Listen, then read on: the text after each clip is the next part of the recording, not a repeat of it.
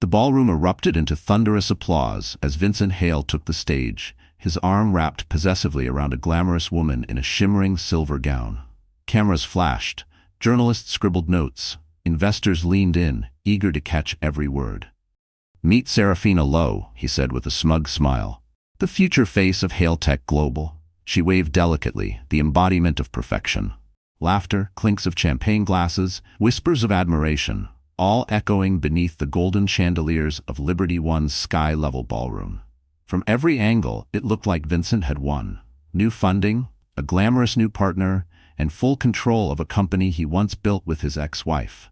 An ex-wife no one had seen or heard from in over 2 years. She was weak, he once said at a private board dinner, not knowing a junior PR assistant had been recording. Couldn't handle the pressure. Lost the baby, lost herself. "I built this empire alone." The clip never surfaced. But that didn't mean it was forgotten. Vincent smiled wider, scanning the crowd. Investors from Paris, Seoul, and Dubai had flown in for tonight. Even Forbes had a reporter near the stage. This was the moment he'd been waiting for. The announcement of a $180 million investment from a new anonymous stakeholder. It was his second chance to go global, his redemption arc, his victory lap, until the doors opened. And she walked in. Every head turned, every whisper halted, and Vincent's cocky expression vanished the second his eyes locked on the woman now striding into the ballroom like she owned it. Because she did.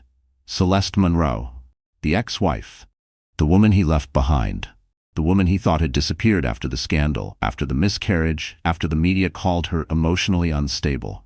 But tonight, she didn't look broken. She looked untouchable. Dressed in a midnight black gown that hugged her form like it had been sewn onto her skin, diamonds dripping from her ears and wrist, Celeste walked with the poise of a queen reclaiming her throne. And flanking her was none other than Dominique Leclerc, French billionaire, CEO of Black Aegis Capital, and the man whose signature would decide the fate of Hale Tech.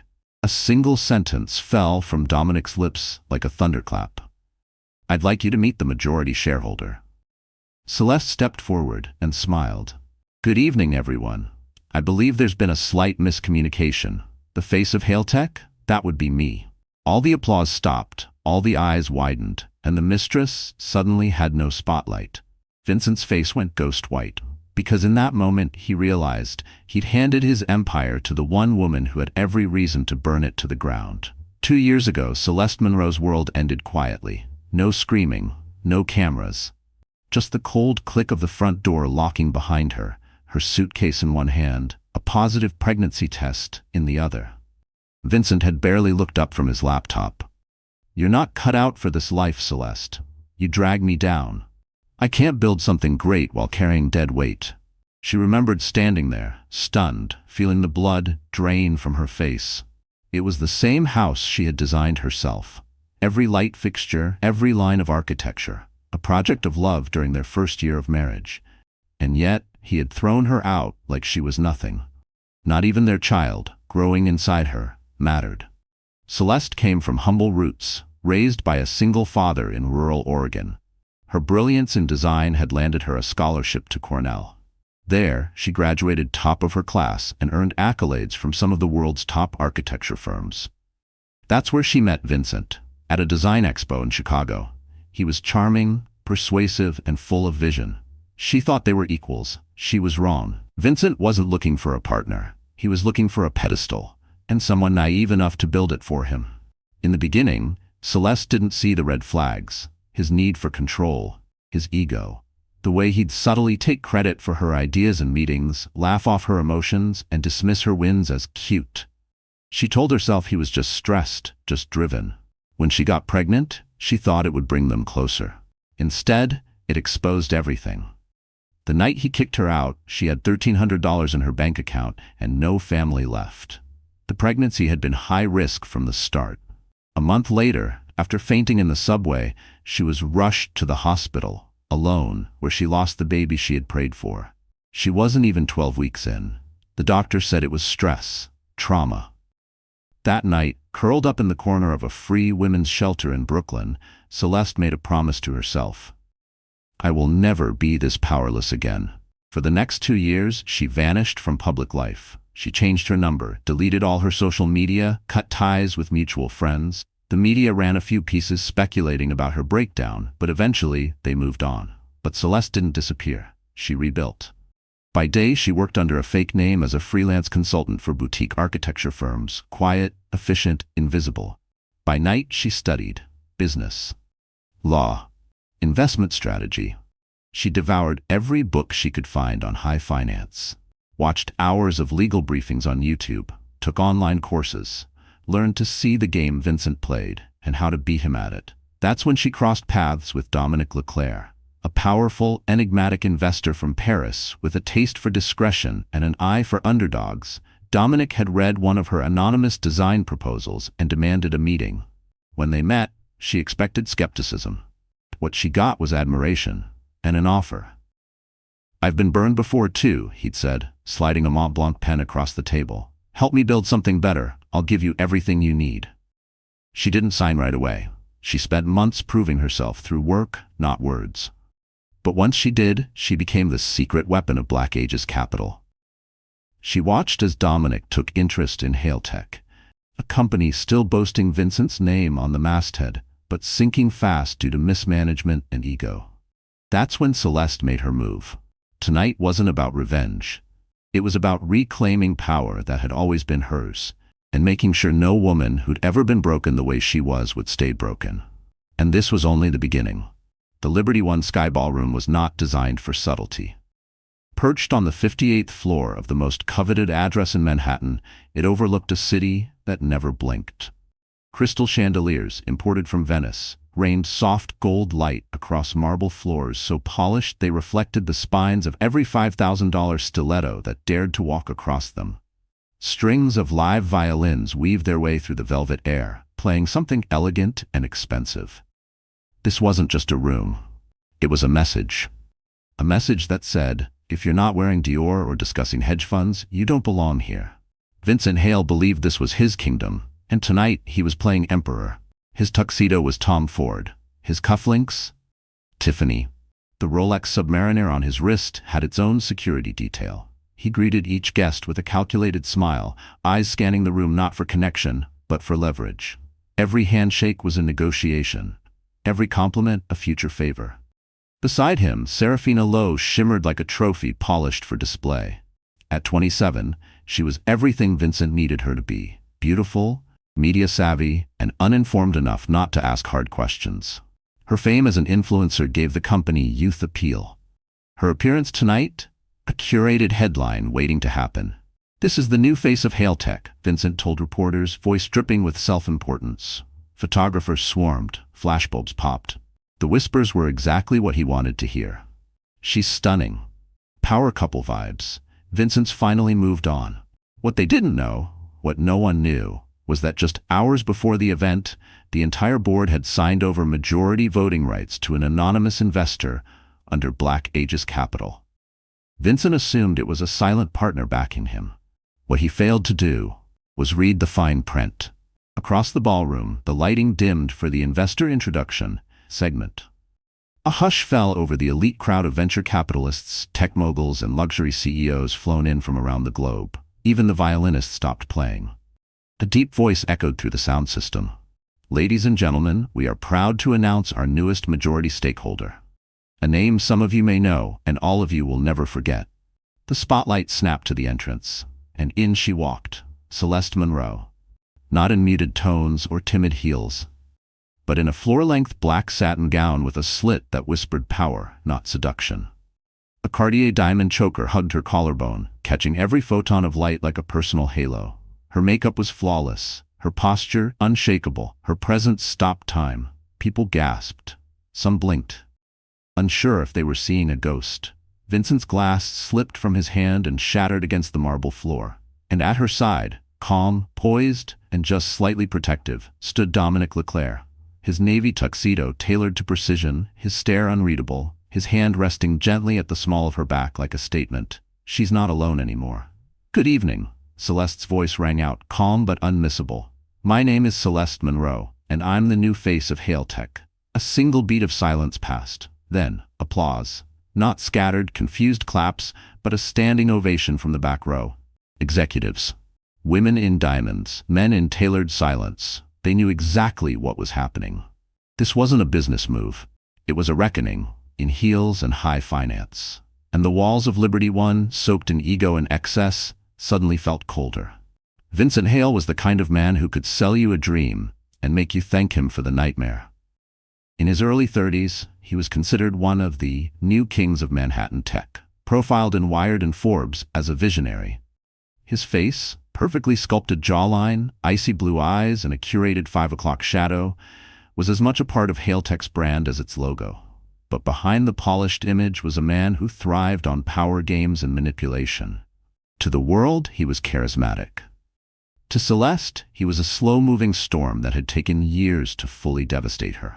They met when he was still hungry, driven, rough around the edges, desperate to prove something to a world that had ignored him. Celeste had admired that fire. At first, she believed she was helping him harness it. But Vincent didn't want partnership, he wanted pedestal. When they launched Hale Tech together, Celeste provided the foundation. Her designs, her savings, her industry contacts. But within a year, Vincent's name was the only one in the media. He insisted it was just strategy. "You're the artist," he told her. "Let me be the face." Then came the gaslighting. Every disagreement was twisted into an accusation. "You're too emotional. You don't understand how the game works. You're lucky I keep you involved."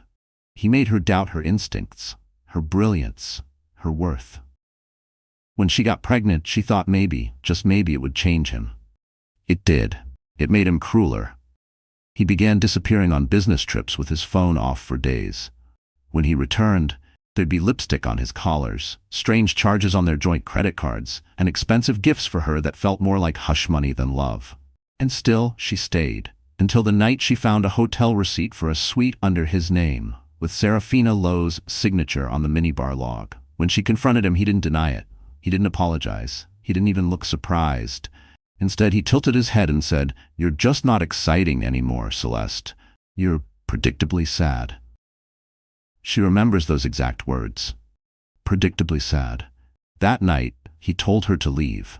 Told her the house was under his name, though they both knew she'd designed every inch of it. Told her the company would move faster without the deadweight. What he didn't know was that she was already spotting.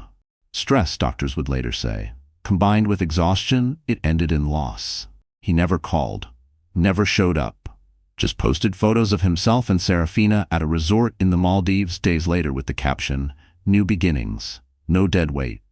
Now, as he stood frozen in the Liberty One ballroom, watching Celeste reclaim the company he tried to erase her from, a dozen thoughts must have rushed through his mind. Most of them likely unprintable. Because for the first time in his life, Vincent Hale couldn't control the narrative. There were no NDAs to sign, no PR team to bury this moment, no investor call to spin this as strategy. This was real. And worse, it was public. His downfall was happening in front of the very people he'd spent his entire life trying to impress. And standing at the center of it all, stronger, sharper, and more radiant than he'd ever let her be, was the woman he'd tried to destroy. Celeste Monroe didn't need revenge. She was revenge. And he had just become the punchline of his own legacy.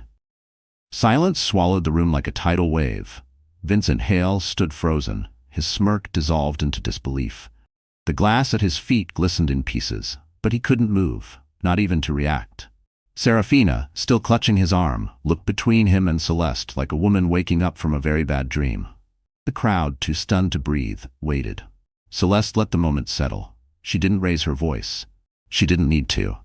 Power, when wielded properly, didn't have to shout. "My legal team has filed the updated documents with the board," she said calmly. "As of 4 p.m. today, I am the controlling shareholder of Hale Tech. All leadership decisions, including executive appointments, now require my approval." Gasps. Audible ones. Vincent took a shaky step forward. You can't just... This is fraud. This is illegal." Dominic Leclerc, still calm, pulled out a folded document from the inside of his Brioni jacket and handed it to the event moderator. "Black Aegis legally acquired the debt Hale Tech accrued during your expansion attempt last quarter," Dominic said smoothly.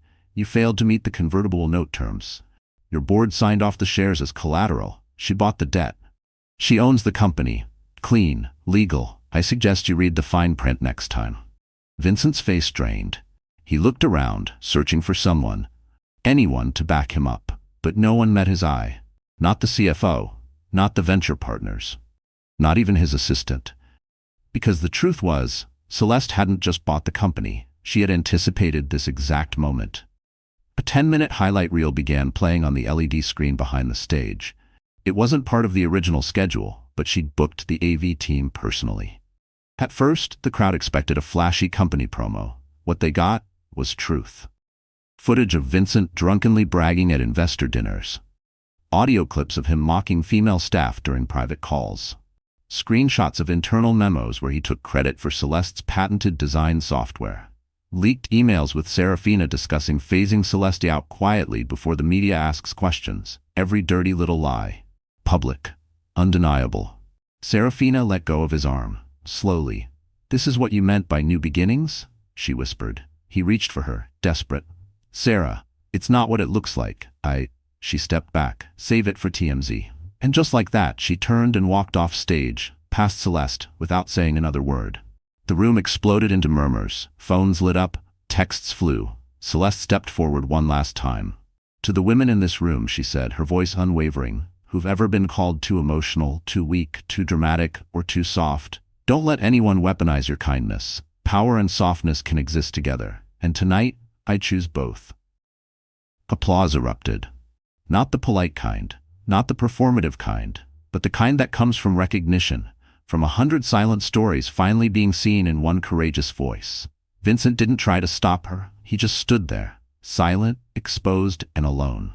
For once, he had no speech, no spin, no audience, only consequence. And for Celeste Monroe, this wasn't revenge. This was the reckoning. 2 years ago, after Vincent slammed the door behind her, Celeste didn't walk out feeling powerful. She walked out shattered. It was raining. Hard. The kind of cold, violent New York rain that didn't care about dignity. She stood in the middle of the sidewalk, a plastic grocery bag filled with folded clothes and a crumpled sonogram photo pressed to her chest. No umbrella, no destination, just soaked heels and a baby in her belly. She didn't cry. Not yet. She checked into a cheap motel in Queens. No ID, just cash. She told the front desk she was in town for a conference, trying to pretend her mascara wasn't running like war paint down her cheeks. The room smelled like mildew and lost dreams. That night, she sat on the floor of the bathroom, back pressed against the tile, and finally let herself fall apart. It wasn't the affair that broke her. It wasn't even the lies. It was the way he made her feel disposable. Like the years she'd spent building their life, her sketches, her investments, her sacrifices were nothing more than background noise in his success story.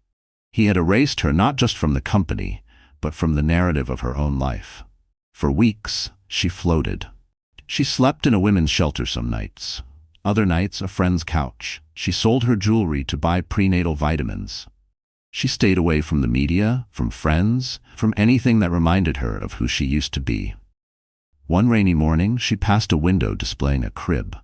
She stopped, just stood there, forehead resting against the glass, watching the mobile spin slowly above the untouched mattress.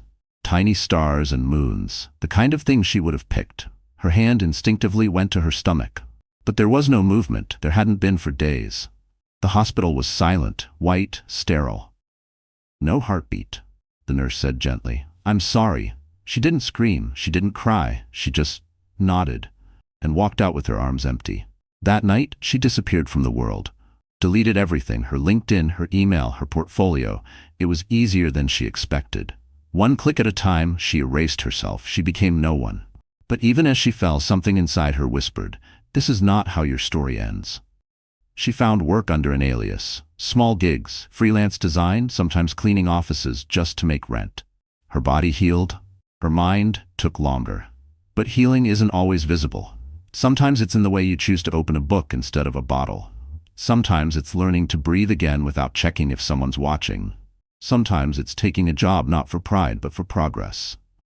She read a lot. Finance books, business law, corporate psychology. She'd wake up before sunrise, scribble notes in old sketchbooks while drinking instant coffee from chipped mugs. At night, she'd cry, then keep studying. And little by little, inch by inch, she found pieces of herself. The woman who once designed towers returned, brick by invisible brick. She didn't want revenge. She wanted peace. But peace, she learned, doesn't come when things go quiet. It comes when you reclaim the space someone tried to steal from you. It comes when your pain becomes your blueprint. And that blueprint was about to become a masterpiece. Celeste didn't plan to return with vengeance in her heart. She planned to return quietly, rebuild, stay invisible, maybe launch her own firm under a new name. But the world had different plans. Or maybe destiny finally stopped sleeping on her. It started 6 months after the miscarriage. She was in a cramped Brooklyn co-working space, working under the alias Lena C. Miller, when she submitted a minimalist redesign for a boutique hotel in Lisbon.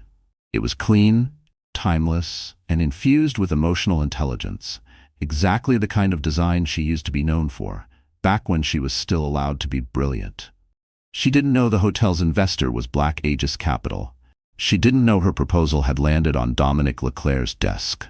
But 3 weeks later, she received an email requesting a private consultation. NDA required. Non-disclosure for both parties.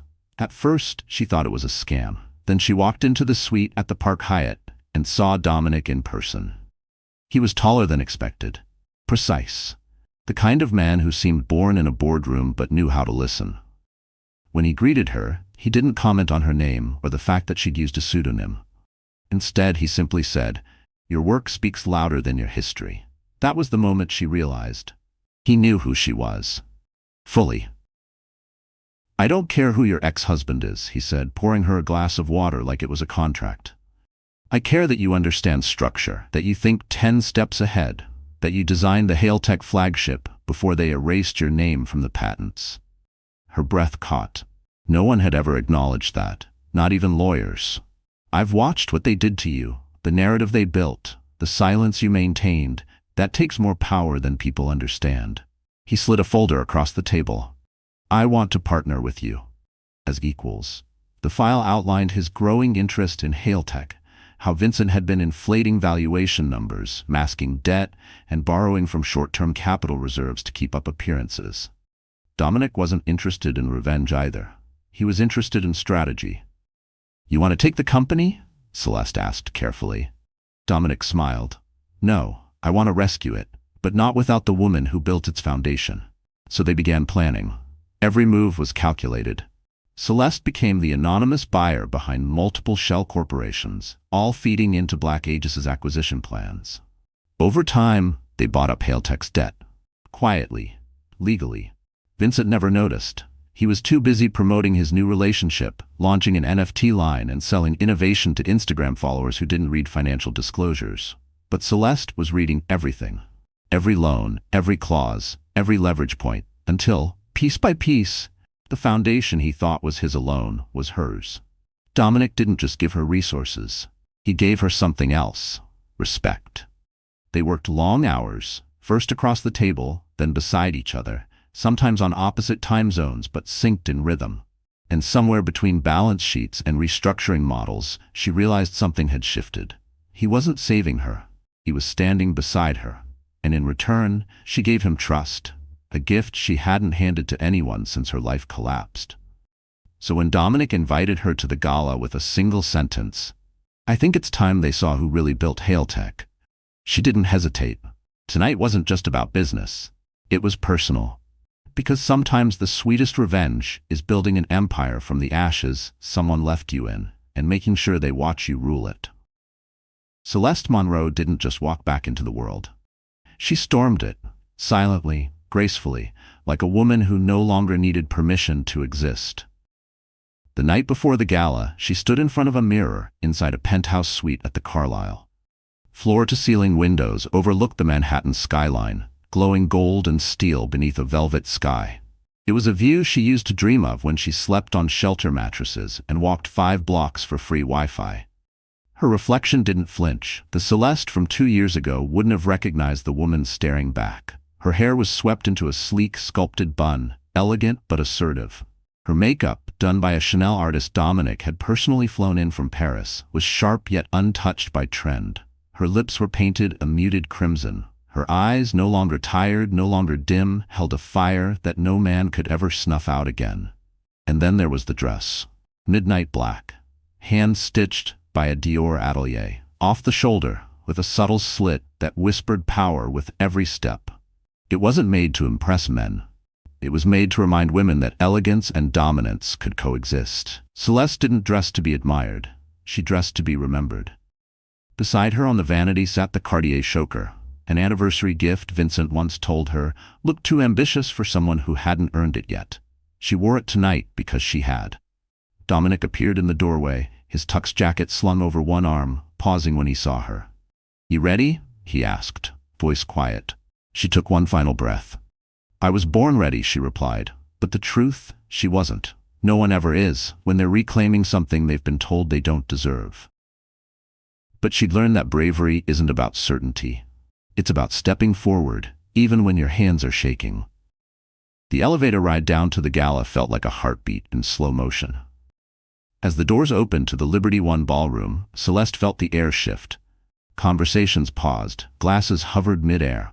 For a moment, it wasn't even about who she was, it was about what she had become. A force. A reckoning. She walked differently now, not the way Vincent had trained her to glide beside him, head down, always 3 steps behind. Tonight, she walked first. Dominic followed, not in submission, but in solidarity. At the check-in table, the hostess blinked. "I'm sorry, your name?" she asked. Dominic gave a small smile. "You'll find her under Black Aegis Capital." The woman scanned the list, then her eyes widened. "Oh, of course. Right this way, Miss Monroe." She didn't look back. As they entered the ballroom, people turned. Phones were lowered. Conversations shifted from market forecasts to a growth. Who is that? But the ones who knew, the board members, the former friends, the silent witnesses to her fall, they stared like ghosts, seeing the woman they buried rise from the grave. Celeste didn't smile. She let the silence carry her weight. Because there's a difference between revenge and resurrection. Revenge is loud. Resurrection is undeniable. From the ashes of betrayal, she had built something far more terrifying than rage. A woman who needed nothing, who chose to return, and who came back, not to prove her worth, but to reclaim the legacy she never should have had to fight for. The clinking of champagne flutes stopped. The ballroom's grandeur, its 20-foot ceilings, glimmering chandeliers, and 5-star wine list, faded into the background. All that remained was the sound of her heels tapping the marble as Celeste took the stage. Vincent, still planted near the bar, watched with growing panic as she accepted the mic from the event coordinator. His pulse pounded. Not because she was here, but because she was winning. "Good evening," she began, voice calm, rich, commanding. "Some of you know me as the new investor. Others may know a different version of me, one shaped by someone else's narrative. Let me reintroduce myself." The lights dimmed slightly. The crowd leaned in. "My name is Celeste Monroe. I'm an architect, a strategist, a founder, and once I was erased." Murmurs rippled through the crowd. Vincent took a step forward, as if he might object. Dominic, now stationed behind the nearest AV technician, gave a subtle nod. The screens behind Celeste flickered to life. Slide 1. The original patent documents for Hale Tech's AI design prototype. Designer, Celeste Monroe. Slide 2. Internal emails showing Vincent removing her name from future filings. Slide 3. A photo of Celeste at 7 months pregnant, exhausted, in a boardroom, finalizing the design of Hale Tech's headquarters while Vincent was vacationing in Capri with Serafina. The final slide? A legal transfer, confirming that Celeste Monroe now held 52% voting power of Hale Tech. The audience fell silent. Vincent tried to speak, but Celeste raised one hand, elegantly, calmly. The room obeyed. "Before I move forward," she said, turning to him, "I'd like to offer Mr. Hale a final opportunity. Not for rebuttal, but for accountability." A pause. Vincent clenched his jaw. Then he laughed. "You want me to apologize in front of everyone? For what? You were emotional, weak, you couldn't keep up." He gestured to the crowd. "She got lucky. She found a billionaire sugar daddy and rode back in on his coattails." A few gasps. A few eyes rolled. But Celeste didn't flinch. Instead, she stepped forward. "Let's talk about luck," she said. "Luck is surviving a miscarriage alone in a public hospital while your husband flies first class to Paris with another woman. Luck is rebuilding from scratch while watching the man who stole your work get praised for your brilliance. And luck," she took a breath, then locked eyes with him, "is you not reading the contract you signed 6 weeks ago." The one that gives me sole authority to remove the current CEO. The crowd stirred. Celeste turned to the moderator and handed over a signed executive order. As of tonight, Vincent Hale is officially terminated from Hale Tech, effective immediately. His access to all company systems has been revoked. Security will escort him out following the event. Half the crowd gasped. The other half clapped. Vincent's face burned red. You think this makes you powerful? No, she replied softly. This makes me free. Then she turned to the audience and lifted her glass. To every woman who's ever been underestimated, silenced, undervalued. We don't need revenge, she said, her voice carrying through every corner of the ballroom. We need recognition. And sometimes the most powerful statement you can make is to build what they tried to bury. Applause exploded, louder than anything that had come before. Vincent didn't wait for security. He walked out alone. And not a single soul followed him. The gala continued, but something had shifted. It was no longer about tech valuations or champagne toasts. It was about truth, spoken aloud, unapologetically, in a room that once rewarded silence. Celeste stepped off the stage, greeted by a flood of handshakes, nods, and quiet acknowledgments from people who had once looked through her. Several women in power approached her, not with pity, but with respect. One whispered, "We've all been her at some point. Tonight, you made sure we never forget it again." That meant more than applause. Dominic appeared at her side, as calm as always. "You didn't just reclaim Hale Tech," he said, handing her a glass of water, "not champagne. You changed the story." She smiled, not out of pride, but relief. Her shoulders relaxed for the first time in years. They walked to the edge of the ballroom where the windows stretched across the skyline. Below them, the lights of New York pulsed like a heartbeat. She thought about the version of herself who once stared at those same lights through tears, wondering if she would ever belong in this world again. Now, she didn't need to belong. She owned her place in it. Vincent's fall was fast. Within days of the gala, media outlets swarmed with footage of his public firing. Old investors pulled out, PR agencies dropped him. And as the truth about his financial missteps surfaced, so did a class-action lawsuit from former employees, many of whom had faced the same silencing Celeste once endured. By the end of the month, he'd sold his penthouse, deleted his Instagram, and disappeared into obscurity. The man who once chased cameras now couldn't face his own reflection. Justice wasn't loud. It was slow, steady, and permanent. Meanwhile, Hale Tech, under Celeste's direction, underwent a full rebrand, not just visually, but culturally. Departments led by women. Transparency reports published quarterly. Mental health days. Paid family leave.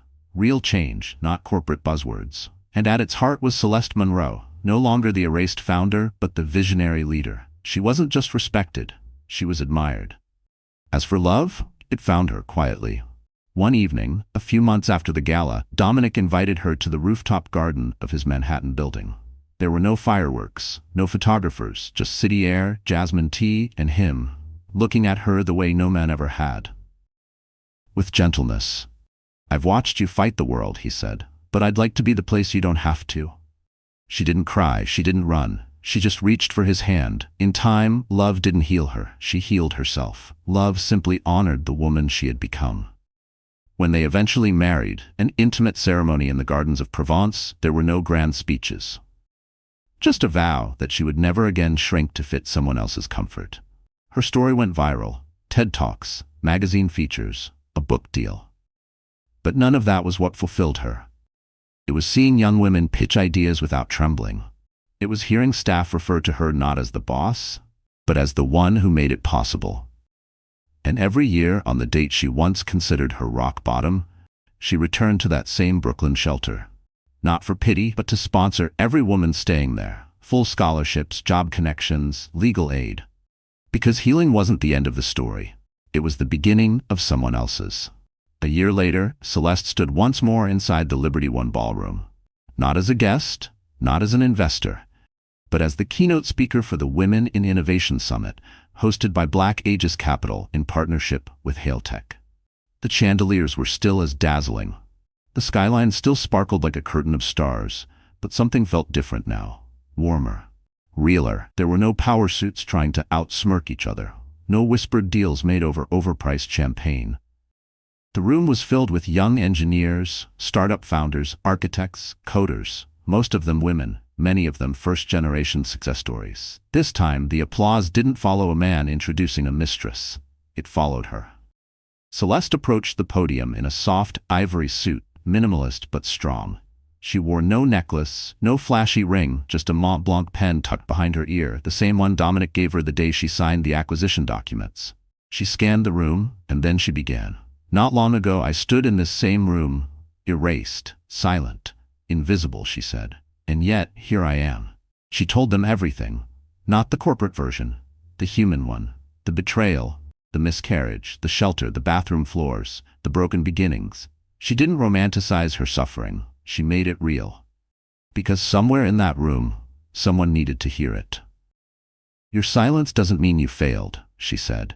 "It means you're storing power, waiting for the moment to rise so loudly that the world has no choice but to listen." They listened. Some wiped away tears, some clenched their fists in quiet solidarity. After the speech, a young woman approached her, barely 20, wide-eyed, holding a sketchbook. "I didn't think I belonged in a room like this," she whispered. "But now, I want to build something." Celeste smiled. "You already are." That night, as the event wrapped, Dominic took her hand.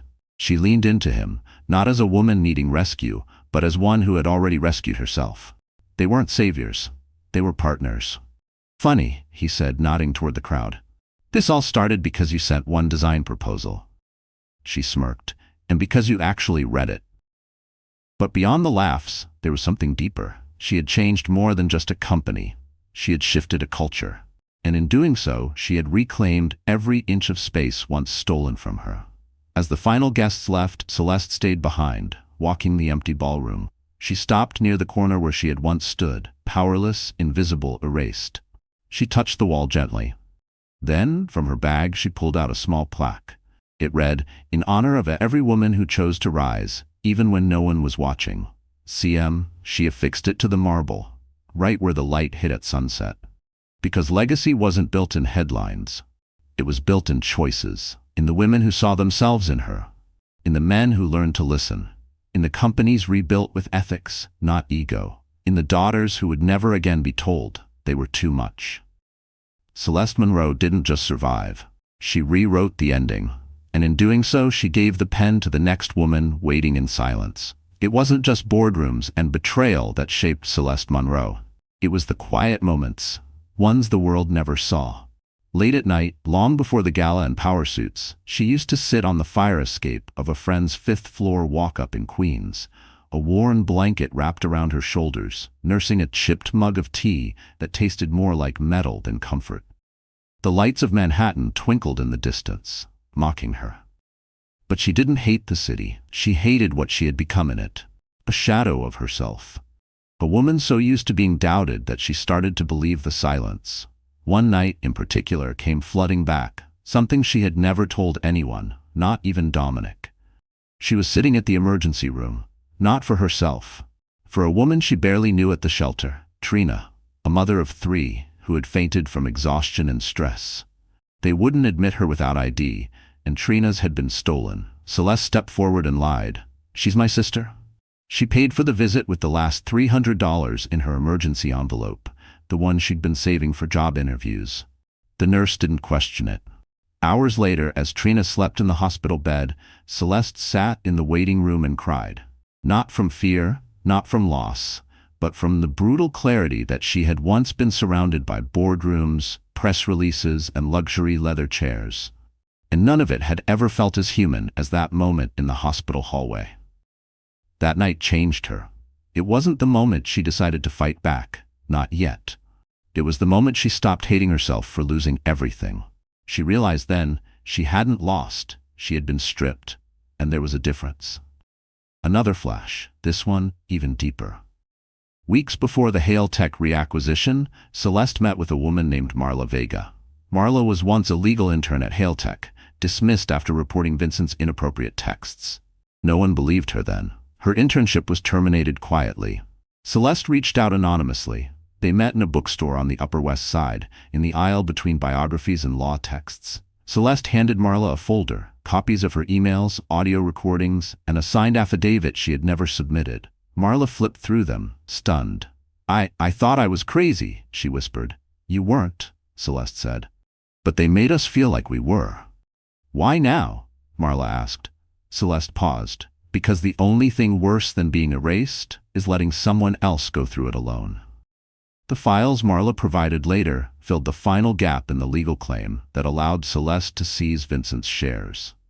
But more than that, they were proof, not just for the courts, but for every woman who thought silence was the safest way to survive. These weren't dramatic moments for headlines. They were the soul of Celeste's rise, built not on bitterness, but on small, courageous acts that no one clapped for. No cameras, no stage lights, just choices. Again and again, every flashback made her present power deeper, stronger, not just deserved, but earned. That's what made her rise more than revenge. It was restoration. Because sometimes what shapes a woman isn't what broke her. It's what she carried quietly while still choosing to stand. Dominic Leclerc was not born into power. He was born in Baton Rouge, Louisiana, the son of a seamstress and a mechanic. His childhood was marked by long summers spent fixing engines and short winters sleeping two to a bed to save on heating. No legacy, no trust fund, just a mother who stitched until her fingers bled and a father who taught him that respect wasn't owed, it was earned. He had no mentors, so he became one. By 22, he'd clawed his way into a scholarship at MIT. By 28, he was quietly investing in underdog tech firms while his peers burned money on visibility and ego. While others played kings, Dominic studied the chessboard. He'd watched men like Vincent Hale his whole life. Charming, ruthless, trained to win, even if they broke every rule in the process. They always had a Celeste in their shadow. Bright, quieter, used, and then discarded. So when Celeste Monroe's name came across his desk through a forgotten patent trail, he didn't see a victim. He saw a force buried alive. And he didn't hesitate. But what no one knew was that Dominic had once loved a woman just like her. Marin, a systems analyst who helped him build his first portfolio firm. They were supposed to change the industry together, until her name was scrubbed from a major acquisition deal by a partner who claimed she was too soft for high-stakes finance. She left, quietly, just disappeared from the scene. Took her brilliance with her. Dominic never forgave himself. He told himself he was too junior then, that he couldn't speak up. But he knew the truth. He didn't fight hard enough. So when he saw Celeste's name erased from Hale Tech, something inside him snapped. This time he wouldn't watch. He wouldn't stay quiet. And he wouldn't let her fade into footnotes. At first he approached her like an investor, but it changed quickly. It wasn't just the intellect. It was the way she listened. The way she read contracts like stories and buildings like people. She didn't seek power to dominate. It was simply the price of staying visible in a world determined to overlook her. And that made her unstoppable. One night, during the final stages of Hale Tech's acquisition, Dominic confessed what he never had before. They were in the boardroom, alone, post-midnight, floors below the skyline. "My first company failed," he admitted. "Not because we lost money, but because I didn't protect the woman who built it with me. I watched her get erased. I let it happen." Celeste looked at him, eyes calm. "And now?" she asked. "Now I protect the builders," he said, "starting with you." He expected her to pull away. She didn't. She reached out, and for the first time in years, Dominic felt something rare in his world of numbers and negotiations: peace. They never needed grand declarations. They just kept showing up for each other. Every strategy session, every board vote, every quiet night when healing wasn't linear. That's why, when the media tried to label him the man who saved Celeste Monroe, he refused every interview. "She saved herself," he told them. "I just stood next to her while she did it." Because Dominic Leclerc never wanted to be her hero. He just wanted to be her witness. 3 months after the summit, Hale Tech was thriving. Productivity was up, retention rates had doubled, and more importantly, the company was becoming what Celeste had always dreamed of. A place where ideas mattered more than politics, where voices weren't just heard, but valued. For the first time in years, she breathed easily. She'd even started mentoring. Weekly lunches with interns, late-night emails from young women launching their first startups. She felt useful again, rooted. But peace, she'd learned, often precedes the next storm. It came in the form of a board notification. Motion filed, emergency vote requested. Filed by Mira Connolly. Mira. Celeste blinked at the screen. Mira had been her first hire after the restructuring, a former strategist, sharp and soft-spoken, who once told Celeste in confidence, "You gave me my voice back."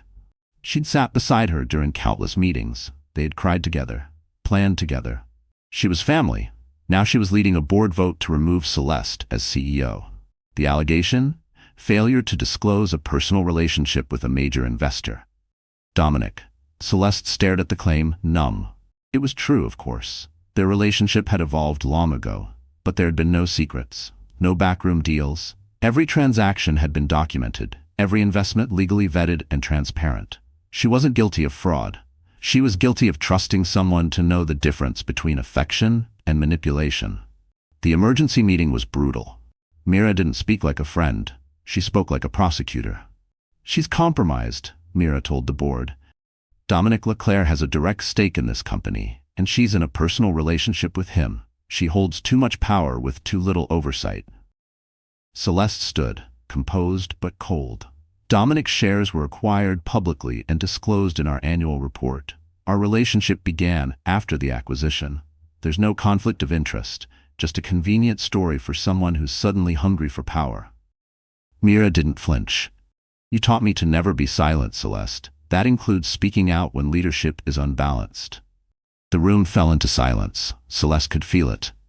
The shift, eyes darting, doubt creeping in. Not just about ethics, but optics. No one wanted to be caught on the wrong side of a scandal, no matter how baseless. And that's when Dominic stood. He didn't defend her. He didn't need to. He slid a document across the table, a notarized transfer relinquishing his voting rights to a blind trust effective immediately. "I have no interest in being the reason a woman loses her power. My stake is now inactive. If there's still a problem, it's not her ethics, it's your fear." The room froze. Even Mira blinked. Celeste stepped forward. She didn't shout. She didn't plead. "I built this company from concrete and silence. I rose when everyone left. If you believe this motion has merit, vote.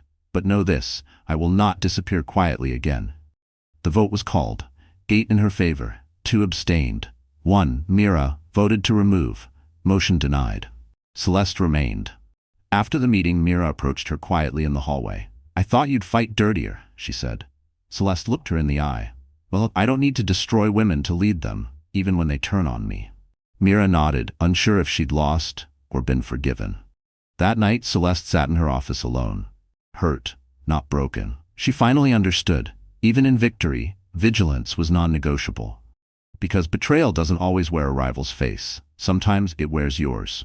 The boardroom incident with Mira left a scar, not a visible one. Celeste had become too seasoned for that. But a deep, quiet tear beneath her surface. The kind that didn't bleed but kept burning. She didn't retaliate. She didn't exile Mira. That would have been easy. Instead, she went quiet.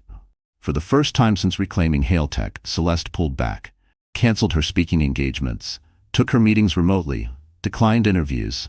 She needed space, not to retreat, but to recalibrate. Power wasn't just about holding your ground. It was knowing when to step back and listen. A week later, she called a company-wide town hall. Not on the top floor, not streamed from a glass podium, but in the company's original warehouse studio in Brooklyn, where the first designs were drafted years ago. The space was raw, unfinished, full of echoes and fluorescent light. No glitz, just people. She stood on a simple platform in jeans and a gray blazer. "I won't pretend nothing happened," she began, hands folded calmly. "Leadership isn't a crown, it's a choice. And last week one of my own questioned that choice." Silence. Some looked down, others leaned forward. I could have fought back with documents, fired her, silenced her, but then I'd be no better than the man who erased me. And I promised myself, never again. She took a breath. "You deserve transparency. Yes, Dominic and I are together. No, he no longer holds active voting shares. And yes, I made a mistake, not in loving him, but in assuming that transparency was obvious without clarity." People nodded. Not out of obligation, but understanding. Because Celeste wasn't apologizing for being human. She was holding herself accountable for how her power affected others. And that's what made her different. Later that week, she launched a new policy. Every leadership member would be subject to quarterly blind evaluations, anonymously rated by their teams, including herself. Scores would be made available internally.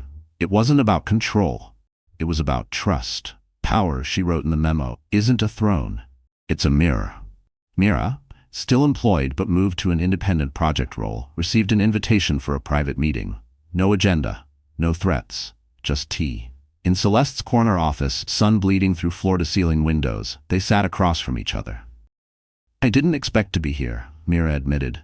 "I didn't expect to be betrayed," Celeste replied, then softened. "But I also didn't expect to survive betrayal and still hope for repair." Mira lowered her gaze. "I thought you were too big, too powerful. That maybe you forgot what it feels like to fight for your seat at the table." Celeste smiled, bittersweet. "I fight for it every day. The table may have changed, but the battle never stopped." They didn't hug, they didn't cry, but they shook hands, and sometimes that's the beginning of something stronger than forgiveness, understanding.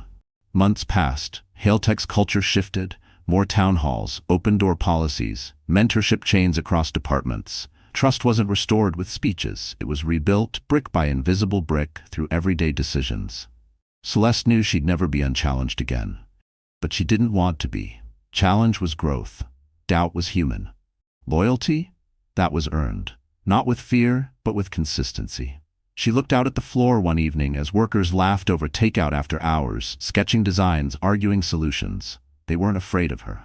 They believed in her. And that was worth every scar. The email arrived without warning. Subject line, "We've met once before." No signature. No body. Just an attached photo, grainy, aged. A little girl with pigtails on a rusted carousel clutching a stuffed elephant. Beside her stood a tall man with a beard and a half-smile that barely reached his eyes. Celeste froze. She hadn't seen that photo in over 20 years. She'd buried it, along with the memories that came with it. The man was Leonard Monroe, her father. Gone since she was 10. No note, no forwarding address. Just an empty savings account and a string of eviction notices that left her mother scraping together waitress tips to keep the lights on. For years, Celeste told herself he was dead. It was easier than wondering why he never came back. Now he wanted a meeting. She stared at the screen for a long time. She had faced ruthless CEOs, public humiliation, and soul-deep betrayal. But nothing rattled her like this. Still, curiosity was a fierce thing.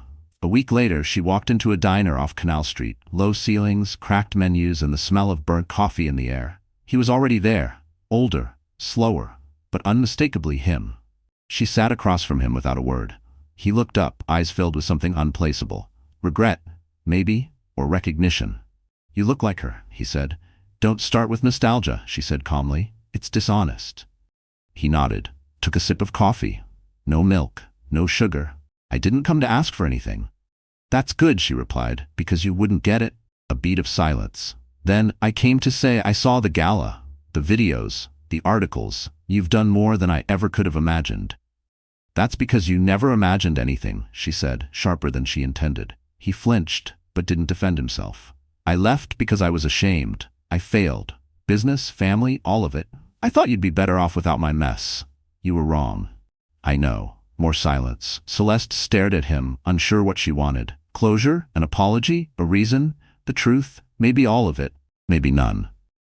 "You could have written," she said quietly. He nodded again. "I thought about it. Every birthday, every news article. But shame, it's a heavy thing, and cowardice wears it like armor." That struck something deep. Not because it excused him, but because it named the thing she'd never been able to label. Cowardice. That's what abandonment really was. "I'm not looking to be in your life," he added, "but I needed to face what I left behind. At least once." She looked at him long and hard, then stood. She didn't hug him, but she didn't spit resentment either. As she reached for her coat, she paused. "I made it without you," she said, "but not because I had to, because I chose to." He nodded. Tears welled up, but didn't fall. At the door, she turned back one last time. "You gave me your name," she said. "That's the only thing I'll keep." Then she walked into the New York winter, free. Not from pain, but from waiting for someone else to heal it. That night, she wrote a journal entry. Not for press, not for memoirs, just for herself. Sometimes the ghosts don't return to haunt you.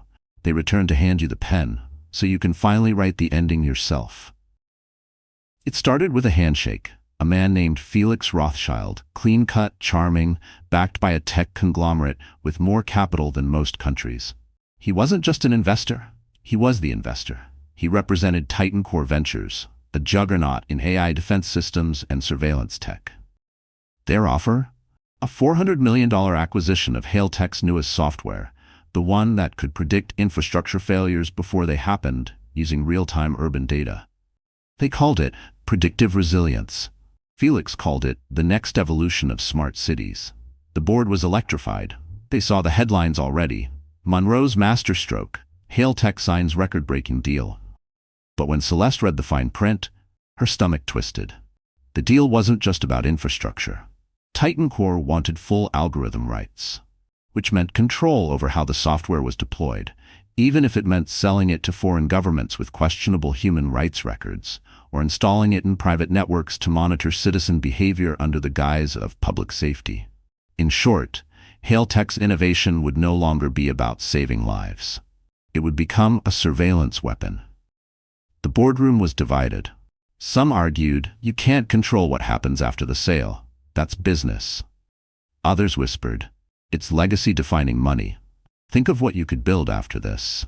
But Celeste didn't flinch. She knew exactly what was at stake. It wasn't just a product. It was her name. That night, she sat alone in her apartment, windows open to the Manhattan breeze. Dominic had left for a late investor call in Singapore, and the silence echoed her doubt. On the kitchen island sat a bottle of red wine, untouched. Beside it, a book from years ago, The 48 Laws of Power. One of the first she'd read when rebuilding her mindset. Law No. 15 stared back at her. Crush your enemy totally. But what if the enemy wasn't a person? What if it was compromise disguised as success? Her mind drifted to the women she mentored, the interns who stayed late not for paychecks but for purpose. To the janitor who once thanked her for introducing profit sharing. To Trina from the shelter, now on Hailtech's community board. What would this deal mean to them? She already knew. So the next morning she called for an emergency board vote. Every executive sat at the edge of their chair as she walked in. No papers, no slides, just truth. I know what this deal means. Profit, scale, prestige. I know what it could buy us. Buildings, exposure, status. But what it costs is bigger. She paused. It costs us trust. It costs our soul. One executive raised an eyebrow. You're really willing to walk away from $500 million on principle? She met his gaze. I'm willing to walk away from anything that makes us forget why we started. The room was still. The vote was close. 6 for rejection, 4 against. The Titan Core deal collapsed. Media outlets speculated everything from internal chaos to financial instability. Stock dropped briefly. Analysts called her reckless. But the Hailtech community? They rallied. Employee morale hit an all-time high. Job applications tripled. Clients who once hesitated came forward, saying they wanted to work with a company that stood for something. A month later, a new deal came in, smaller in number, but stronger in alignment. It wasn't glamorous, it was ethical. And that, Celeste realized, was the legacy she wanted. Because when the world forgets how to draw the line, someone has to be brave enough to redraw it. It happened on a quiet Tuesday afternoon. No crisis, no headlines, just a moment, brief and still, that shifted everything. Celeste was sitting on the rooftop garden of Hailtech's headquarters, watching a bee move lazily between tulips in the early spring sun. The city stretched below her like a story she'd already read. Her assistant had just emailed the next 3 months of press appearances, keynote speeches, partnership tours. It was a dizzying list of accomplishments. But all she felt was exhaustion. Not the kind that sleep could cure. The kind that came from carrying too much for too long. She thought of her mother then, how she'd once said, success means nothing if you have no one to sit quietly with when it's all done. At that moment, the world she'd built no longer felt like a throne. It felt like a cage lined in gold.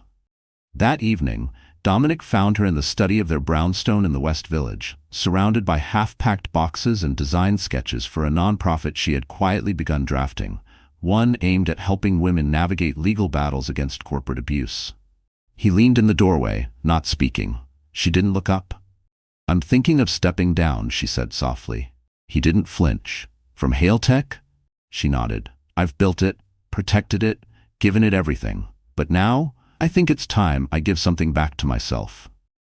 He crossed the room and knelt beside her, his hands resting on her knees. "People will say you're walking away at your peak." She smiled faintly. "Then they'll finally understand that I never built this for peaks. I built it to prove I could. Now I want to build peace."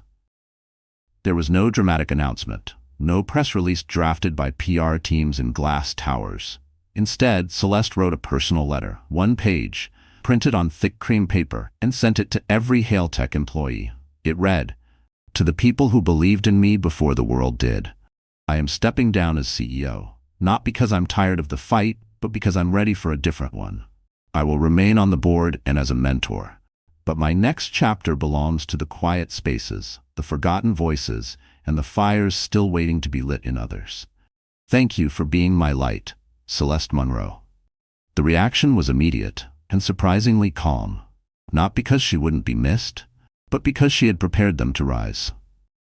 At her farewell gathering, there were no tears, only laughter and gentle clinks of glasses filled with sparkling water and wine. Her assistant gifted her a framed quote. She didn't just open doors, she built new rooms. A week later, she boarded a flight, not to Davos or Silicon Valley, but to Oregon, where she'd rented a small cabin near the coast.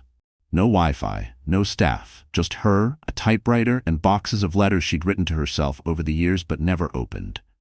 For the first time in decades, there were no fires to put out, no hands to hold up, no masks to wear, just Celeste, not the CEO, not the comeback queen, just a woman who finally chose herself. And in that silence, where the world no longer demanded her brilliance, she found something far rarer than applause. She found peace. 3 months into her new life, Celeste no longer woke to calendar alerts or flight itineraries. She woke to waves crashing beyond cedar trees, handwritten notes on her kitchen counter, and the occasional squirrel tapping at the window like it owned the place. It was quiet, but not idle. Her mornings were spent at a local cafe, the kind with chipped mugs and mismatched chairs, mapping out a vision years in the making. Not for profits, not for press, but for people. The nonprofit was called Reframe, a legal and emotional support foundation for women facing corporate injustice, wrongful firings, harassment cover-ups, idea theft. Every story she had once lived through, she now worked to prevent. Its motto, "We don't rebuild what broke you. We build what they said you never could." With Hailtech stock options funding its core, Celeste needed no donations. That gave her freedom. Her first mission was personal. She sought out Marla Vega, the former intern who once helped her take Vincent down. Marla was now in her final year of law school, juggling tuition, 2 part-time jobs, and a still lingering fear of boardrooms. Celeste flew her out to Oregon. They walked the coastline, barefoot, salt in their hair, not as founder and employee, but as sisters of a quiet war. "I want you to run it," Celeste said. Marla blinked. "Reframe? You've lived it. You know what it costs to stay silent, and what it takes to speak." "But I'm not you," Celeste smiled. "Exactly." That weekend, they hosted the first Reframe Circle, an off-grid retreat for 10 women in tech, finance, and design. No phones, no press, just fire pits, confession circles, and raw honesty. They cried, they laughed, they planned. Because healing without action was only half the journey. Back in the city, word of Reframe spread quietly, but powerfully. Not through hashtags, but through whispers between cubicles, emails passed between old college friends. "They helped my sister. Reach out." Within 6 months, Reframe had blocked the wrongful termination of 17 women, secured 6 confidential settlements, and launched an anonymous whistleblower portal with legal shielding. But more than victories, it gave women a feeling Celeste knew well. Not being alone. One night, while reviewing letters of impact, she found one with no return address. The handwriting was careful. Inside, it read, "I used to be you, erased, afraid. Then someone told me your story. Now I'm telling my own. Thank you for lighting the match." Celeste sat back, breath catching in her throat. Not because she was proud, but because she knew this was the real empire. Not buildings, not headlines, but fire passed hand to hand. At her cabin's front porch, Marla joined her with 2 steaming mugs. "Think the world's ready?" she asked. Celeste sipped, smiled. "It doesn't have to be, we are." They watched the horizon, not to escape it, but to meet it. Because Celeste had finally learned, the greatest revenge is not survival, it's reinvention. And legacy? isn't what you leave behind. It's who rises because you did. The invitation was simple. No gold foil, no calligraphy, just white cardstock and elegant black type. Celeste Monroe and Dominic Leclerc invite you to a celebration of love, healing, and quiet beginnings. No venue listed, just coordinates. The guests, less than 30, arrived at a clearing in Oregon, overlooking a wildflower valley. There were no pews, no altar, just 2 chairs, 2 glasses of wine, and the wind threading gently through the trees. Celeste wore ivory, not to declare purity, but to mark a beginning. She walked herself down the aisle, not out of defiance, but because she no longer needed someone to give her away. Dominic stood waiting in a dark gray suit, no tie, hands relaxed, eyes steady. He didn't need her to be less powerful. He loved her because she was. Marla stood behind them as efficient, trembling slightly, laughing when she forgot the opening line. "Guess law school doesn't cover this part," she said. Everyone chuckled. It wasn't about perfection. It was about presence. When it came time for vows, Celeste didn't read hers from paper. She spoke them into the wind. "I've spent years surviving in rooms that never wanted me. I've sat at tables where I was tolerated, not welcomed. I've been doubted, dismissed, erased, but never broken. And now I stand here, whole. Not because you fixed me, Dominic, but because you saw me before I could see myself." He didn't cry, but he held her hand with a reverence that made everyone else tear up. His vow was simple. "I don't want to lead you or follow you. I just want to walk beside you, every step." They kissed under open sky. No applause, no cameras. Just the sound of belonging. Later that evening, as the stars crept into view, Celeste sat by a small fire, pen in hand. She wasn't writing a speech, she was writing to herself. One last letter. "Dear Celeste, you did not waste time. You gathered it. You poured it into people, into purpose, into yourself. You didn't just survive, you became." Across from her, Dominic watched her quietly, wine in hand. "Do you ever miss it?" he asked. "The stage, the speed, the fire of the boardroom?" She looked out at the trees. "I am the fire," she said softly. "I just don't have to prove it anymore." He nodded. They sat in silence, shoulder to shoulder. The next morning, Celeste woke to a robin tapping the window and a box at her doorstep. Inside was a single object. The stuffed elephant from the photo her father once sent, the one from the carousel. Its ears were frayed. A note lay folded beneath. "I don't deserve a second chance, but I hope this reminds you that you've always been someone worth fighting for. Dad." She didn't cry, she smiled. She placed the elephant on the bookshelf next to a photo from the wedding. Her, Dominic, and Marla standing under the stars. No past could undo what she'd built. No ghost could unwrite her joy. Because Celeste Monroe no longer needed to earn her name. She had made it. And now, it echoed far beyond boardrooms. It lived in courtrooms, classrooms, and coffee shops where women dared to speak louder. It lived in a girl's whisper to herself before an interview. "I am enough." Legacy wasn't about being remembered, it was about what you set free. And Celeste, she had set the whole damn sky on fire. So that's where our story ends, dear friends. And if you're still here, really here, reading these words after everything we've been through together, then maybe, just maybe, something in this story touched your heart. Maybe it whispered to a part of you that needed to hear, you're not alone. Celeste's journey wasn't just about revenge or power. It was about reclaiming wholeness, about knowing when to fight, when to forgive, and when to walk away. It reminds us of what Marcus Aurelius once said, "The impediment to action advances action. What stands in the way becomes the way." Sometimes the very pain we wish we never felt becomes the path that leads us home. So, if this story reached you, if even one scene mirrored something you faced or are facing, don't keep that feeling to yourself. Like this video. Share it with someone who needs it. And hey, if stories like this matter to you, subscribe. Stay with us. We're building something real here for all of us. Because healing isn't loud. It's quiet, steady, and often begins the moment someone says, "I see you." And right now, we do. We truly do.